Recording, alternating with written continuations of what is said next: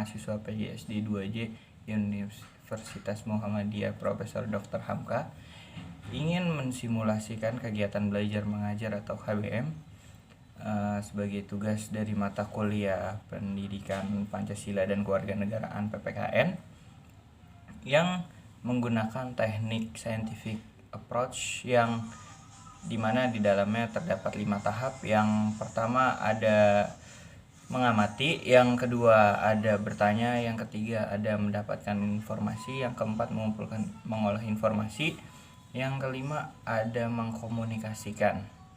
Oke, sebelum kita masuk ke materinya, alangkah baiknya kita berdoa.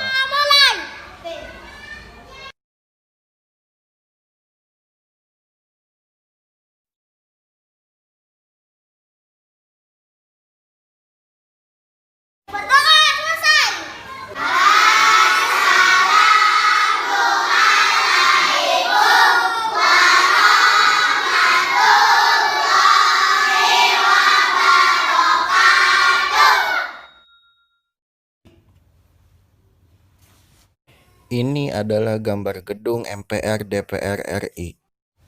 Dalam setiap negara memiliki sistem pemerintahan, tidak terkecuali di Indonesia. Tanpa adanya pemerintahan, maka negara itu tidak ada. Sistem pemerintahan itu dibuat untuk mengatur suatu negara sesuai dengan tugasnya masing-masing. Di Indonesia sendiri ada 3 lembaga yang mengatur sistem pemerintahan. Yang pertama ada lembaga legislatif, yudikatif, dan eksekutif. Siswa bertanya dari hasil mengamati. Contohnya saya siswa, Kak, apa sih lembaga eksekutif, legislatif, dan yudikatif? Nah, apa sih lembaga legislatif, eksekutif, dan yudikatif itu? Nah, lembaga legislatif itu adalah lembaga yang memiliki tugas dan wewenang untuk merumuskan dan membuat peraturan, kebijakan, dan undang-undang suatu negara.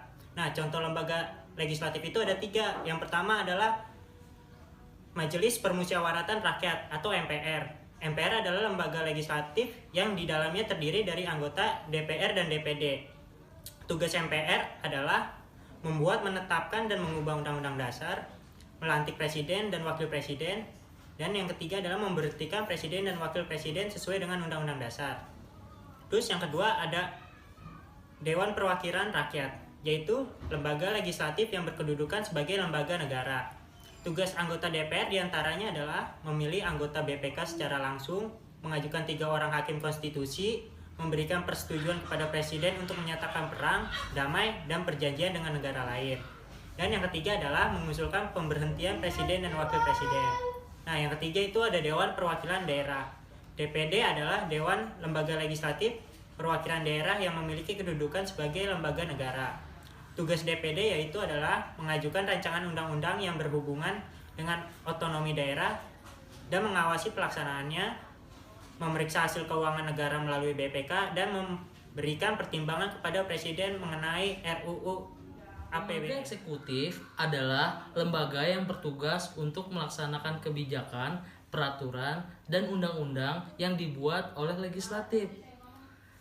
Terdiri dari presiden. Presiden adalah kepala negara dan kepala pemerintahan yang menjalankan roda pemerintahan suatu negara.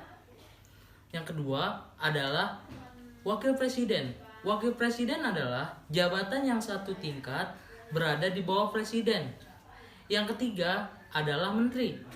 Menteri adalah jabatan politik yang memegang suatu jabatan politik signifikan dalam pemerintahan. Adalah lembaga negara yang bertugas melakukan pengawasan, pengawalan, dan memantau proses pelaksanaan undang-undang dasar dan pengawasan pelaksanaan hukum di suatu negara. Contoh lembaga yudikatif. 1. Mahkamah Agung. Mahkamah Agung merupakan lembaga yudikatif yang punya wewenang kehakiman. Tugas Mahkamah Agung adalah mengadili dan menguji peraturan dan perundang-undangan.